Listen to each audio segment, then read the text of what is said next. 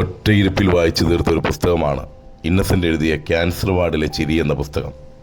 പുസ്തകത്തെക്കുറിച്ച് Sarah Joseph ഇപ്രകാരം എഴുതി: തനിക്കു തരാത്തത് ജീവിതത്തിൽ നിന്ന് പിടിച്ചു വാങ്ങുമെന്ന് ഇന്നസെൻ്റ് കാണിച്ചു തന്നു.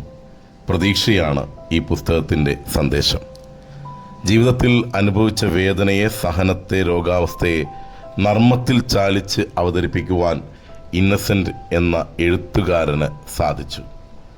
നിരാശരാകുമ്പോഴല്ല, നേരിടുമ്പോഴാണ് മഹാരോഗങ്ങളെയും ജീവിത ദുരിതങ്ങളെയും മറികടക്കാൻ സാധിക്കുന്നതെന്ന് ഇന്നസെൻ്റ് നമ്മോട് പറയുന്നു. നേരിടുവാനുള്ള കരുത്ത് നമുക്കുണ്ടാകണം. ജീവിത പ്രശ്നങ്ങൾക്ക് മുന്നിൽ പകച്ചു നിൽക്കുന്നവർക്ക് പ്രചോദനമേകുന്ന ഒരു പുസ്തകം തന്നെയാണ് ഇന്നസെൻറ്റിൻ്റെ ക്യാൻസർ വാർഡിലെ ചിരി എന്ന പുസ്തകം.